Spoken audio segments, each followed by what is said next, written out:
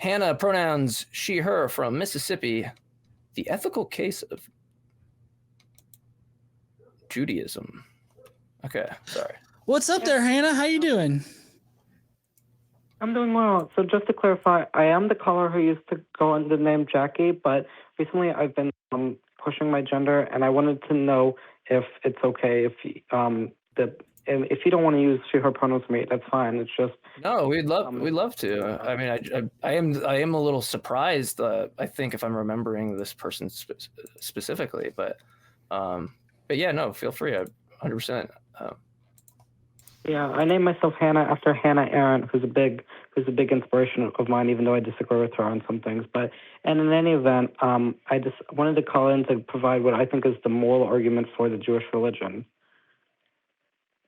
So okay, all right, yeah. Sorry, I was taken back a little bit. Okay, yeah, go ahead. So basically, what I would like to argue is that Judaism, and I would also argue Christianity, to the extent that's influenced by Judaism, provides a strong ethical foundation for a free society. So I don't know if either of you gentlemen are familiar with the philosopher Bernard Henry Levy, but he's a prominent continental philosopher from France who is influenced. I hate continental philosophy, so I definitely don't know. I think continental philosophy is garbage. So.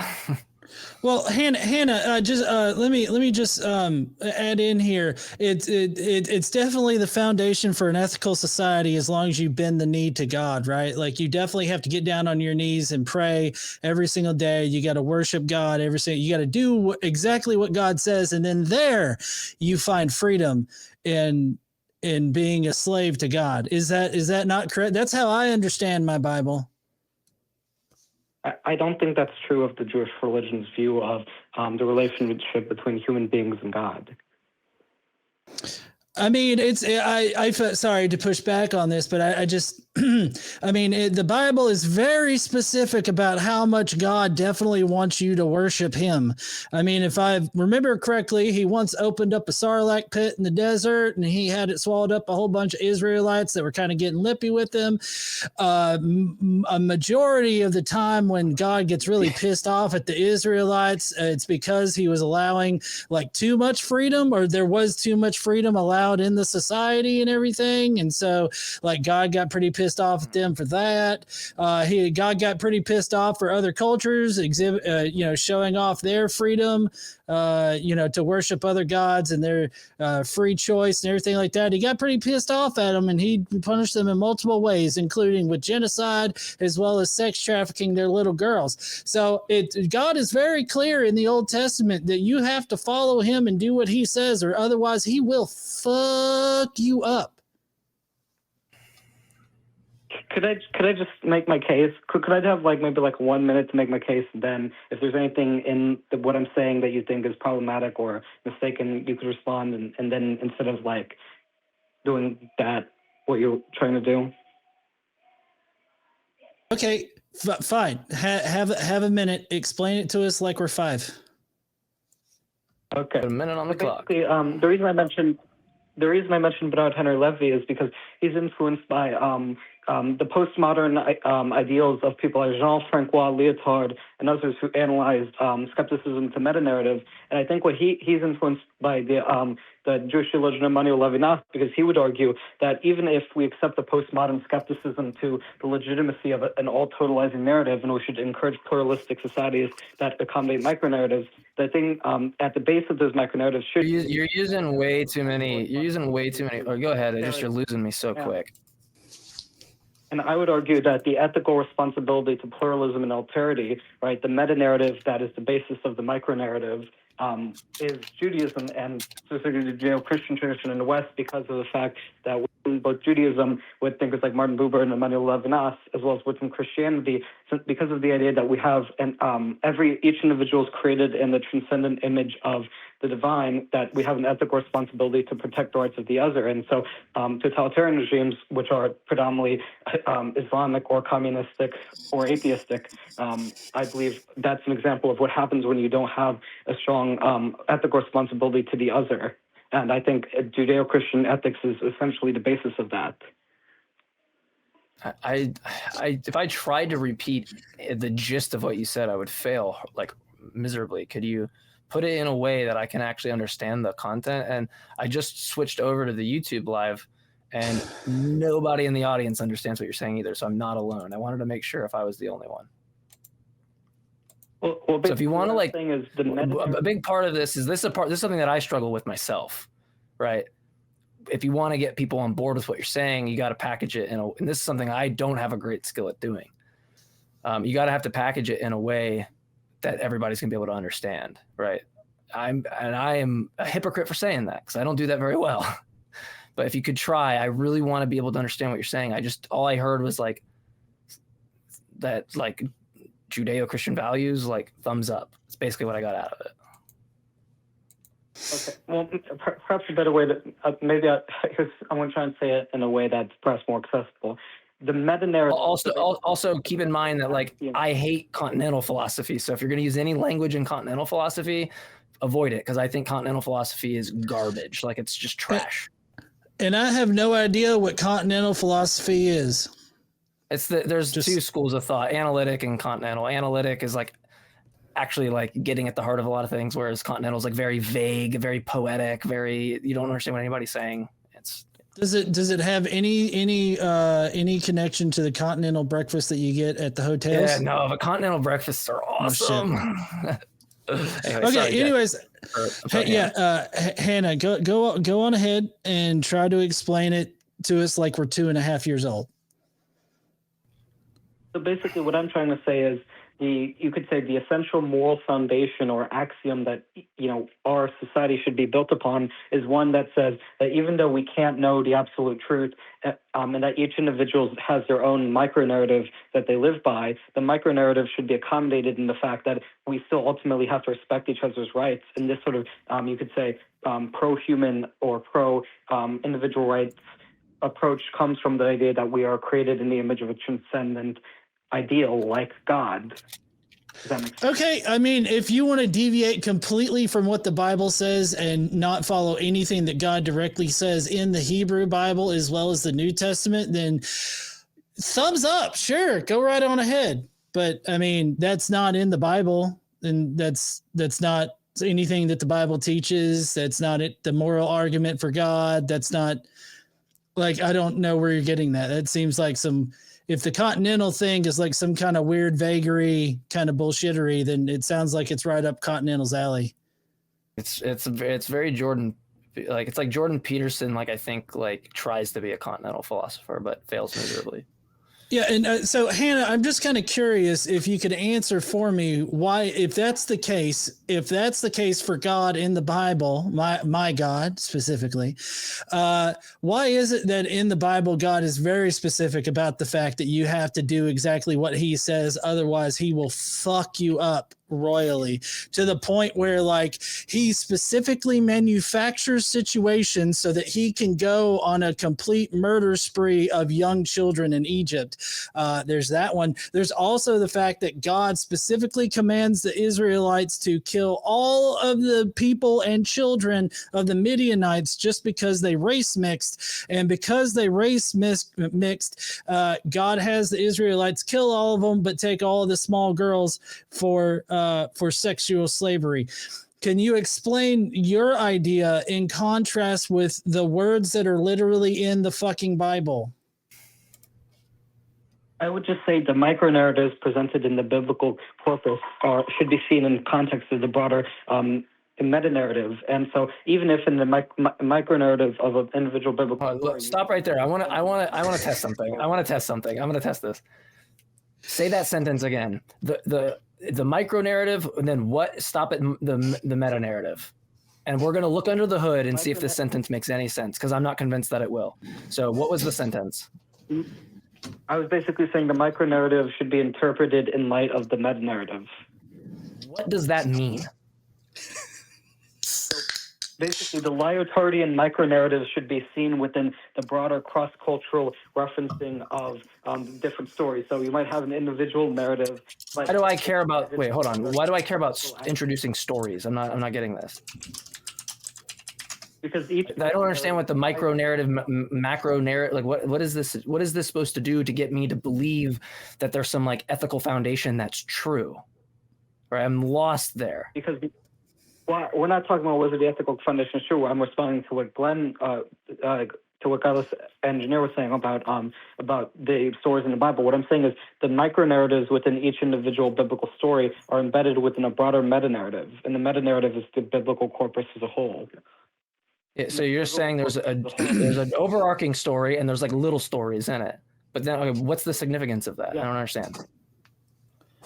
Because I'm saying the overarching story within the Bible involves the broader the ethical case that like each individual has transcendent value, even if there's the normative ethical rule. There isn't.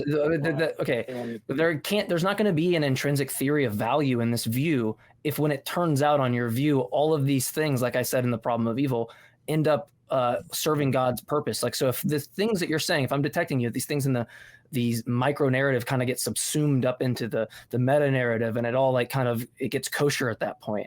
Well, that just to me is going to point out that you don't seem to have like a value theory at all, because you don't have like an opposing good or opposing evil, because there's not going to be like evil in the view. If all of this stuff goes towards the meta narrative, all of that stuff in between is just going to serve its role to get to the meta narrative. It's going to make it something that ought to be done as opposed to ought not be done. So it's like, if I'm hearing you right, I'm not going to struggle for you to even get to any value theory or of anything there when the meta narrative subsumes all of that crap. Like if John brings up like the God having purpose for virgin women and stuff, that you're going to inevitably respond with this meta narrative stuff, right? What I'm saying is you can't look at each individual story out of context. Yes, I tracked that part. I got that part. I'm saying when we get to the meta narrative, there's going to be some type of like resolution or some type of justification or some other bigger picture to see it, right? Is that what you're saying? Yeah, that's what I'm saying. Yeah, but then there's no theory of value here. You have no opposing good or evil. There's no evil in your view. All those things end up serving for the greater good. There couldn't be the evil in that view. There couldn't be an opposing value theory because you don't have a good versus bad analysis. So I don't know what you're even saying anymore if this whole thing's predicated on some type of value theory or grounding of some Judaic some ethics of Judaism or something, which is what I have on the call screen. So I don't even understand how you could even make that analysis, given that you don't have a value theory at all, given that everything subsumes into that meta narrative. That makes no sense. What I'm saying is human decisions can be bad or good, but God's decisions are always good because God is all good and humans are not all good. Okay, hold on. Can I step in here? So what you're telling me right now is that God ordering the Israelites to sexually traffic young girls in Numbers 31 is a good thing. What I'm saying is you have to look at the verse in the context of the historical events that the Israelite nation was embedded in, and that the modern day Jewish religion and through texts like the Midrashim and the Talmud interpret that, because it's a lot more nuanced and Oh my God! It only takes saying no. That is not a good thing. You can't just say that no sex trafficking small girls is bad. He's going to do the thing where it goes into subsumes into this meta narrative, which is the point I'm trying to draw, that there isn't actually like an all things considered bad. So there's no value theory to compare of good versus the bad, right? Because there doesn't exist the bad, because it subsumes into this meta narrative of the good. Do you see my point? What I'm saying is the only bad can come from human decisions, not from God's decisions. Let's take a meta narrative. Let's take a micro narrative. The Holocaust, under your fucking view, that subsumes into a meta narrative where now it's something that ought to be done, right? Am I mistracking? Am I misfiring? No, because the National Socialist... No, I'm not misfiring?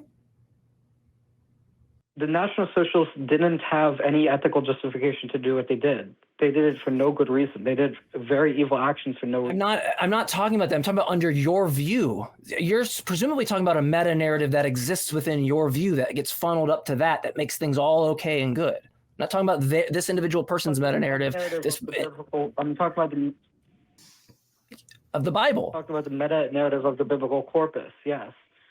Yes. So how are you struggling to see my point? Can I summarize my point? Because I think we're talking past each other. Because I don't think you're understanding my point. I don't know if you understand what I mean when I say we need to interpret the stories in the context of the meta narrative. I don't understand what a fucking. I don't understand what a fucking meta narrative is. I don't understand what this whole mini narrative like thing is, like matters. Like, I guess I just don't understand what context makes sexually trafficking young girls okay. Like, in what world, in what possible context, in what possible understanding is God specifically saying traffic young girls? And then later on in the passage, like a couple paragraphs later, he specifically points out how you should dole out these young girls to the Israelite population. So in what context? Please illuminate, educate my dumb redneck hick ass.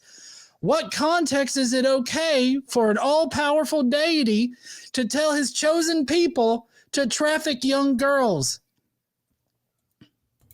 So wait, what young girls were being trafficked? Because I'm not actually familiar with the specific verse you're talking about. Oh my God, Numbers 31, 17 to 18. You're making this whole you're doing this whole meta fucking justification analysis, and you don't even know the quote unquote micro stuff in there. Of course, this fucking works out for you to just absolve any of these little micro narratives into this thing you already have constructed as the meta narrative that everything's okay. When John presents this to you in Numbers, it's not like it's going to change anything. You're just going to go, well, we can look at this from the perspective of the meta narrative. This is the micro narrative. We got to look at it in this perspective. You have created a system that prevents you from looking at something and going, that was fucking horrible. It shouldn't have happened. You're going, well, maybe if I think about this in this meta narrative context bullshit, am I the only one who feels like I'm going crazy here? No, what I'm saying, I am too. If you're saying that the biblical corpus, specifically, I would say the Jewish corpus, but I would say to the extent that Christianity is influenced by Jewish ethical teachings, even Christianity, if you're saying that it doesn't have a respect for the dignity of the individual because there are individual stories in the Bible that seem to not portray the dignity of the individual, you have to understand the broader spirit of the law rather than the letter of the law with regard to the whole fucking Hannah, the whole point I've been drawing out the whole entire time was that we're gonna look at this little tiny corner of the room, and what you're inevitably gonna fucking do is blow it up into the broader meta narrative. That has been my point the entire fucking time. I've tracked you the entire time, and I've made an additional consequence that's entailed from that view, which is that you don't have a value theory of good or bad to compare against, because it's not true of the following, that there exists things that should not occur, all things considered. Why do I say that, Mike? The reason I say that is because you've constructed this whole meta narrative thing where when we point out the things in Numbers, when we point out these other things, they will get subsumed and funneled into that meta narrative, that broader understanding. I have not mistracked you at all. Now I just feel disrespected that you told me that you don't think I'm tracking you, when clearly I am tracking you. You're not tracking me. Well, yeah, perhaps I'm just not fully understanding you, but what I think I'm just trying to make the argument that yes, there are evil actions, but I'm saying the evil actions are a result of human free will and not of God's volition. If it's talking about the specific incident in Numbers, the reason I can't answer you with regards to that is because I don't remember that specific verse of the Torah. I may have read it before, but it just doesn't come to mind. So could you elaborate what the context of God permitting the Israelites to do that was? Because that might... Okay, I can give you the context. I could definitely give you... Okay, so basically what happened was that the Israelites were caught race mixing with the Midianites, and God don't like race mixing, okay? Think about prior to the 1950s in the South here. Nobody wants to see a mixed race couple, okay? That's the exact same thing that God was going through in this whole Midianite Israelite thing. So in any case, God gets really pissed off at the Israelites, gives them some kind of dick cancer or something like that, and then causes a bunch of them to die. And then later on, God is really pissed off with the Midianites and orders the Israelites to go into their camp and kill everybody. Well, they didn't kill everybody. They left alive the women and the children and everything like that. And that pissed God off something awful, okay? Just completely awful. He was totally pissed. And so Moses said, hey, go back in there and kill all them children. But you can keep all the virgin girls for yourselves. And so then the Israelites went in and took their swords, plunged it deep into the chests of small babies and children and boys and women that were completely innocent and all of this kind of shit. And they went through, did all that, and then stole all the young little girls so that they could be married off to the Israelite men. It was evenly distributed between them, and they even sacrificed, like as a burnt offering to God, 1 out of every 500 of these virgin girls. Because you got to pay it up to the mafia boss in the sky. You just got to give it up to him and burn a little virgin on occasion. So my question, it still remains, that has still yet to be answered: in what context can you actually make a micro narrative or meta narrative in which this is okay? So I would just say, from the best I can remember about the rabbinic explanation for why that's considered justified, is that it's considered, my understanding is the Talmud and the Midrashim interpret that as having been the Midianites committed public sexual immorality with the Israelites, and because they committed no, they didn't. I'm sorry to interrupt, but no, they didn't. They didn't. The only immorality they did was the Israelites were caught having sex with the Midianites. Like, they were not just having sex, but like getting married and having relationships with each other. In public. In public? No, there was no mention of in public. In fact, in the story specifically, an Israelite takes a Midianite woman back to the tent and in private lays pipe.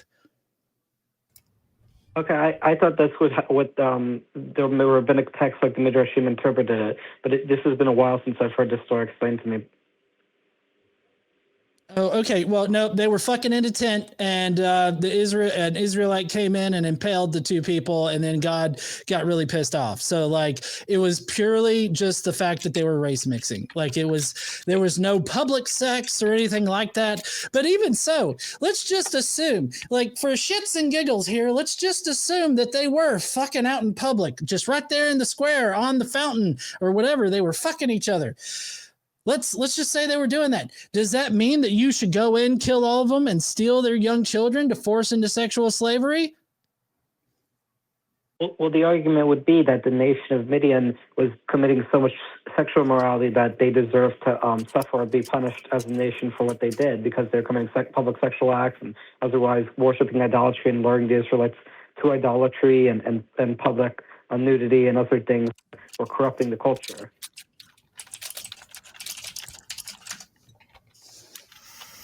That's the best of my understanding of why they, as a nation, were being punished. And you think that's okay? You think that's a good thing? Or inevitably reaching out to the thing that I told them would be the case. If a nation of people is intentionally like doing things like public sexual immorality, worshiping idolatry, and it's things like theft and murder, which I understand the Midianites have been accused of theft and murder as a culture. If they're committing these like heinous acts, then yeah, you should hold people accountable. Oh, and so you think that it's good to hold people accountable by killing their small children and sexually enslaving their daughters? That's holding them accountable for whatever kind of shitty action, like some of the people in the Midianite group did. Like that, you think that's perfectly like let's just put this in right, John, I know. Let's just take it like if there's another town over, right? If another town over from me does some shitty shit to my town, can I then go in, wipe them all out, and steal their young children and force them into sexual slavery for myself? Like, is that going to be a good thing for me to do? I mean, if an entire nation of people or the most citizens of a nation are committing like heinous acts, and like, yeah, some people who you might think are innocent might be punished. Yes. So you can see a conceivable context and scenario where genocide is perfectly fine. I don't believe I would classify what happens in the Midianites as genocide. Whatever word you use, I think you should understand the context of the immorality they were responsible for. See, I guess this is going to be the difference between the both of us, and maybe we can have this be the last bit here. I don't think there's any context where genocide is okay. Well, you have to look at it from the meta narrative, and then it'll be okay once you look at it from the meta narrative. I understand what you're saying there, JMike, but I have no fucking clue what the meta narrative is. Yeah, I mean, Hannah, I'm sorry. It's just like I 100% tracked. Like I didn't get anything you're saying, and then I got what you're saying. And someone in the comments, Tammy, put out a really good point, and Tammy, just keep killing it, keep rocking it, because you said something brilliant, which is something I use a lot. It's like when people kind of come up to you and they're like, everything happens for a reason, right? How many times, like I was in a previous kind of spiritual position in my life where I've heard this kind of everything happens for a reason. The universe is conscious and knows what you want, and it'll happen, right? All this stuff. Well, if everything happens for a reason, that means that there's like no event that shouldn't occur, right? It means that all events should occur, right? But now they just fill in the blank with like the Holocaust. It ought to occur, right? Right. It has a purpose as a reason. And you seem to ostensibly be saying something very similar, which is that like, if you just funnel it into this kind of meta narrative, then it kind of absolves what the initial instrumental worries were about. But I don't see anything different about this and typical problems of evil I run in, where like, if you're trying to express what I have on the call screen, which is this ethical, like, consideration for Judaism, I don't even know how you have a value. I'm making a further point that I don't even see how you have a value system when there aren't these competing values, because there isn't actually anything that's bad. Because when you look at it, a term that's used in philosophy, pro toto, right? If you're familiar with that term, that's not like you're really into like Africa by Toto. It's like, it means that you, sorry, it's a bad joke, horrible joke. It means that it's all things considered notion. And that won't be true of your view, that all things considered, there's evil or something bad, or that the meta narrative was a bad or the micro narrative was a bad thing, because everything has to be looked at from the meta narrative, which makes it something that ought to have been done. So I don't know if you're tracking that point with me, but I just don't even see how you could even argue for an ethical system or a value system given the propositions you've listed to me. It seems like I can just make a derivation to show that you have no theory of value. But I would just say the thing is, I'm not saying every event should be packaged within the meta narrative. It's only the events within the biblical corpus. Not that's what I'm saying, though. I'm not. I'm looking at it from the biblical. Exactly. I'm not taking a Muslim and saying that this is their view. I'm just taking propositions that you uttered to me, and I'm just pointing out there's an unnoticed consequence. It seems like, which is that you can't have a theory of value. You can't make these kind of ethical proclamations of what are good or bad, because bad doesn't exist in your view. But I can't, because all things considered, those things are. I can when you're dealing with questions of human free will, and things like the Holocaust involve human free will, whereas the biblical corpus is God intervening, where human free will is not the same. And the Holocaust okay, Hannah. Of humans using their free will to commit evil. Right. I feel like we're getting into another kind of area here, and we do need to because JMike needs to head out. So I think that this is probably a good place for us to sort of stop and maybe pick it up again some other time, either when either of us are on or somebody else is on. You can come on and talk about the whole free will aspect to all of that. I do have to say, though, I'll let you have the last word here, Hannah, here in just a second. But I do have to agree with my alter ego there, Brocephus, in that I don't see any kind of context or explanation or anything like that in which some of the biblical stories in the Old Testament can be seen as good. And I think that it's a pretty deplorable position to have, to argue that it is good given whatever kind of meta micro narrative explanation that you can actually come up with. So that's where I stand on that. And I think that that's going to be the fundamental difference between both of our views on the ethics of the Hebrew Bible. But I'll let you have the last word there, there, Hannah.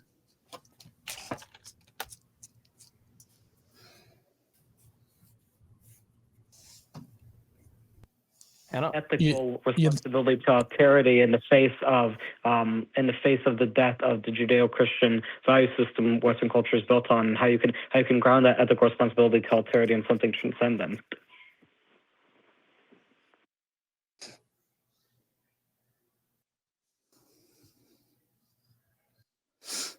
I'm not going to respond to anything so that we don't play this game of going back and forth over and over again forever. Proof for an infinite regression is just the debate scene. You know, that's maybe an argument for an infinite regression. It just never ends.